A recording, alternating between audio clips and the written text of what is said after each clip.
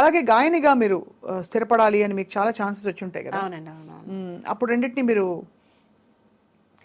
గాయనిగా అంటే రావాల్సిన ఛాన్స్ రాలేదని నేను అనుకుంటున్నా. బికాస్ ఆఫ్ చాలా మంది మ్యూజిక్ డైరెక్టర్కి ఏంటంటే తను మ్యూజిక్ డైరెక్టర్ కదా, అవును అడగచ్చు అడగకూడదు ఆడకూడదు పాడుతుందో లేదో, ఒక చిన్న పాట ఇవి ఉంటాయి కదా. సో దాన్ని బట్టి నాకు ఎక్కువ పాడే అవకాశం రాలేదు. బట్ ఎక్కువ నేను మూవీస్లోనే పాడాను. అలాగే మీరు అన్నట్టు క్రిస్టియన్ సాంగ్స్ ఎక్కువ పాడేసాను. ఎక్కువ పాడారు. చాలా ఎన్ని వందలు చేసి ఉంటారు. వేలు వేలు వేలు వేలు. అందుకనే డాక్టరేట్ ఇచ్చారు. డాక్టరేట్ ఇచ్చింది ఎవరు? వాళ్ళ మన అమెరికన్ యూనివర్సిటీ వాళ్ళే. కానీ 3 times ఇచ్చారు. ఈ పాటలని ఏ భాషలో చేశారు శ్రీలేఖ గారు? అన్ని తెలుగే? అయ్యో అన్ని తెలుగు, అన్ని తెలుగే. అన్ని తెలుగే. మీరు ఏ క్రిస్టియన్ ఆల్బమ్ క్యాసెట్ తీసుకుని అందులో నా పేరు ఖచ్చితంగా ఉండాలి. అండ్ ప్రతి చర్చ్ ఓపెనింగ్ నా పాటే ఉండాలి. ఆలయంలో ప్రవేశించండి అందరూ అనే పాటతోనే చర్చ్ ఓపెనింగ్ జరుగుతుంది. కానీ అది ఎలా జరిగిందంటారు? అంటే యాదృచ్ఛికమా క్రిస్టియన్ సాంగ్స్ తో మీ అనుబంధం? యాదృచ్ఛికమే. బేసిక్గా నేను నేను నేను ఆ పాట ఆలయంలో పాడక ముందర, దిస్ ఇస్ అబౌట్ 95లో పాడాను. అంతకు ముందరే నాన్నగారు దో ఈజ్ అ హిందూ, ఆయన సడన్గా జీసస్ని బిలీవ్ చేయడం మొదలుపెట్టారు. ఓహో.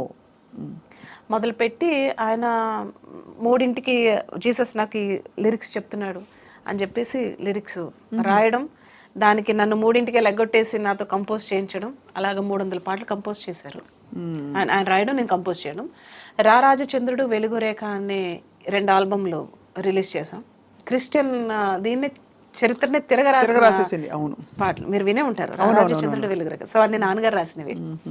ఇంకా నేను రికార్డ్ చేయాల్సిన సాంగ్స్ ఇంకా చాలా ఉన్నాయి నాన్నగారివి. మీకు దైవికంగా ఏమైనా ఎక్స్పీరియన్స్ అయ్యా శ్రీలేఖ గారు? బికాజ్ జీసస్ తో నాకు బాగా అనుబంధం. హి did a lot of miracles in my life. Can you share a few if you don't mind, if it's not too personal?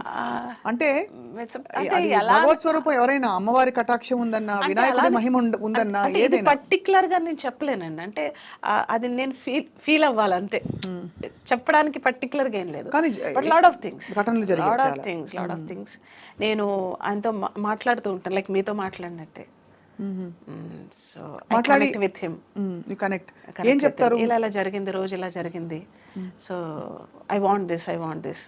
So ఈ రోజున నేను ఏదైనా తెలిసి చేసినా తెలియక చేసినా ఏమైనా తప్పులు ఉంటే జస్ట్ ఫర్గివ్ మీ, ఎప్పుడు నాతో ఉండు. సో లేకపోతే నాకు సడన్గా నాకు ఇవాళ తలపోటుగా ఉంది, లేకపోతే నాకు పలానా ప్రాజెక్ట్కి వెళ్ళాలి, తొందరగా తగ్గించమా ప్లీజ్, ఇలా జస్ట్ మనిషితో ఒక డాక్టర్తో ఎలా చెప్తాం అలా కనెక్ట్ అయ్యి మాట్లాడుతుంటాను. He'll respond and you can feel that response. అది నేను చెప్పలేను. బట్ డైలీ పొద్దున్నే పరలోకమందున్న మా తండ్రి ప్రార్థన చేయకుండా నేను బయటకు వెళ్ళను, రాత్రి అది చేయకుండా పడుకోను. So you're almost practising Christian ఇప్పుడు. అలా అని నేను రోజు దీపం పెడతాను, గుడికి వెళ్తాను. ఇదే అంటే ఏమంటారు, మనసులో ఎవరి ఇష్టం అంటే లేకపోతే వేల పాటలకి ఐ గివ్ టెస్టిమనీ. నేను ప్రోగ్రామ్స్కి వెళ్తాను కదా, నేను ప్రోగ్రామ్స్కి వెళ్ళిన పాట పాడతాను, నేను బైబిల్ వాక్యాలు చెప్తాను, టెస్టిమనీ ఇస్తాను. బైబిల్ చదివారా? బైబిల్ నాన్నగారు చదివి చెప్పేవారు, నేను ప్రత్యక్షంగా చదవలేదు. ఆ వర్డ్స్ కొన్ని గుర్తున్నాయి. అంటే నాకు ఒకప్పుడు నాకు చాలా అంటే హెల్త్ ఇష్యూ బాగా ఉండేది, చాలా సివియర్ అయిపోయింది. So he only saved, no doctors saved, he only saved. ఎలా ఫీల్ అయ్యారు అది? అంటే అంత పర్ఫెక్ట్, అంత కన్విక్షన్తో మీరు ఆ మాట అంటున్నారంటే హీ ఓన్లీ సేవ్డ్ అనే ఎక్స్పీరియన్స్ అంటే ఏదో ఇలా చేత్తో తీసేసినట్టు అంతే, మిరాకిల్, దట్స్ ఆల్. అంటే నేనేమంటానంటే, అంటే అది నేను జీసస్ అనొచ్చు, లేకపోతే మీరు రాముడు అనొచ్చు. ఇక్కడ మెయిన్ పాయింట్ ఏంటంటే బిలీఫ్, నమ్మకం, విశ్వాసం కూడా కాదు. ఇప్పుడు నాకు ఈ బాటిల్ నాకు ఇది మంచి చేస్తుంటే బాటిల్ కూడా ఒక జీవం ఉంటుంది, ప్రతి దీనికి ఒక జీవం ఉంటుంది. టచ్ వుడ్ అని ఎందుకంటారు? సో అది నమ్మకం అంతే, ఐ బిలీవ్. మీ లైఫ్లో చాలా ఎమోషనల్ అయిన సందర్భాలు ఉండుంటాయి కదా శ్రీలేఖ గారు, either out of Joy, ecstasy, లేదు దుఃఖము. నేను ప్రతిదానికి ఎమోషన్ అయిపోతాను. ప్రాబ్లం ఇప్పుడు ఇంత మ్యూజిక్ మీరు చూసాక ఉన్నమాట చెప్తున్నాను శ్రీలేఖ గారు, I met you few times, చాలాసార్లు మీ పాటలు నాకు చాలా ఇష్టం ఆ లెవెల్ వరకు. బట్ మీలో ఎంత సంగీతం ఉందో అది ఇంకా బయటికి ఇంకా రావాల్సినవి చాలా ఉన్నాయి. కానీ I don't know what is stopping who, ఎవరిని ఆపుతున్నారో అర్థం కాని పరిస్థితుల్లో. I think time is stopping. Time అంతేనా? నోబడీ, అంటే ఎవరో స్టాప్ చేస్తున్నారు, నేను ఎప్పుడు అది బిలీవ్ చేయను. నోబడీ కెన్ స్టాప్ అండి. ఇప్పుడు నా దగ్గర వచ్చే మీరు డబ్బులను స్టాప్ చేయొచ్చు, ఇలా ఇంకో స్టాప్ చేయొచ్చు, నాకు వచ్చే ఆపర్చునిటీని కానీ నాకున్న టాలెంట్ కానీ కాన్ స్టాప్. అదే కరెక్ట్, అంతే కదా. దెర్ ఇస్ అంటే సి ఇప్పుడు నేనే కాదండి ఎంతటోళ్ళకైనా ఒక చిన్న గ్యాప్ అనేది ప్రతి ఒక్కరికి వస్తుంది. కరెక్ట్. గ్యాప్ వస్తేనే మళ్ళీ ఒక బౌన్స్ బ్యాక్ అయ్యే అవకాశం ఉంటుంది. So I think that is అయినా కూడా నేను ఒక గ్యాప్లా అని ఎప్పుడు ఫీల్ అవ్వలే. ఏదో ఒకటి చేస్తూనే ఉన్నాను. నేను బాంబే వెళ్ళి జింగిల్స్ చేశాను, అండ్ అలాగే లాస్ట్ ఇయర్ నేషనల్ అవార్డులో జ్యూరీగా ఉన్నాను, అండ్ మొన్నే బోనాల్ సాంగ్ చేశాను తెలంగాణకి, పెద్ద హిట్ అది. సో అంతకు ముందు కూడా ఇయర్ బోనాల్ సాంగ్ చేశాను మోహన బోబరాజ్ తోటి. సో పొలిటికల్ సాంగ్స్ చేస్తాను. బిజీగా ఉంటున్నారు హ్యాపీగా. నేను ఖాళీగా ఉండడానికి ఐదర్ నాకు ఆపర్చునిటీ క్రియేట్ చేసుకుంటాను, లేకపోతే వచ్చిన ఆపర్చునిటీ నేను వినియోగించుకుంటారు. So that's it idol. అమ్మ అయ్యాక ఎలా ఉంది లైఫ్? అమ్మాయ్యాక బాగుంది.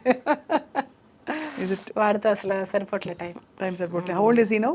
ఈజ్ 7. అయ్యే బాబోయ్, సెకండ్ క్లాస్ చదువుతున్నాడు. అంటే టైం ఎంత తొందరగా వాడు వేసే క్వశ్చన్కి నా దగ్గర ఆన్సర్స్ ఉండవు, అలా వేస్తాడు క్వశ్చన్స్. సంగీతం వస్తూ ఉంటుంది. అయ్యో సంగీతం వచ్చు, సంస్కృతం శ్లోకాలు చెప్తాడు. అబ్బా, అయ్యో చిన్నప్పటి నుంచే నేను కడుపులో ఉండగానే నేర్పేసేవాడు కానీ. వాడిని కూడా కొంచెం స్పిరిచువల్ వేలో పెంచుతున్నారు. ఏమనిపిస్తుంది శ్రీలేఖ, మీరు నాకేం కావాలి అంటే మీకు అన్ని అడగకుండా అన్ని అమరుతున్నాయి చక్కగా. సో మీరు రోజు when you wake up what you ఏమడుగుతారు భగవంతుని గారి జీవితాన్ని కానీ? మీరు పుట్టినరోజు కాబట్టి అడుగుతున్నారు. అంటే భగవంతుడు నేను జనరల్గా ఎక్కువ హింసించును. అప్పుడప్పుడు పెడతా, ఇది కావాలి అది కావాలని పెట్టను. ఎప్పుడైనా పర్టికులర్గా కావాలన్నప్పుడు పెడతా నేను. So generally what I say is, C God is like our father and mother. ఇప్పుడు మనకంటే మనం ఏదో అడుగుతాం, నాన్న ఇది కావాలని. మన నాన్నకి తెలుసు మనకి ఏం చేయాలో. నువ్వు ఇది అడుగుతున్నావు, నీకంటే ఇది ఇంకా మంచిది, నీకు ఇది ఇవ్వాలనుకుంటున్నాను. సో అట్లాగా నాకు ఏది మంచిదో, ఏది కావాలో, ఎప్పుడు కావాలో, ఎక్కడ కావాలో యు నో బెటర్ దెన్ మీ అని అలా కనెక్షన్ పెట్టుకోవాలి. అంతే. నాకు ఏది మంచి అనిపిస్తే అదే చెయ్యి. కానీ నాకు ఏది మంచో ఏది చెడో తెలుసుకునే విచక్షణ జ్ఞానాన్ని నాకు ప్రసాదించు. ఏదన్నా వస్తే అవాంతరాలు వస్తాయి, బట్ దాన్ని ఎస్కేప్ అయ్యే ఇది ఇవ్వద్దు, దాన్ని తట్టుకునే ఇది శక్తినివ్వు. I don't want escape in the situations. You want the power to fight or stand. I don't want to give up any time. ఎందుకంటే నేను బాగుండాలి, నాతో పాటు 10 మంది బాగుండాలి. అంతే కదా. అంతే, అలా కోరుకుంటాను. 10 మందికి నా పై చేయి ఉండాలి ఎప్పుడు. You want to create that kind of an environment. Yes.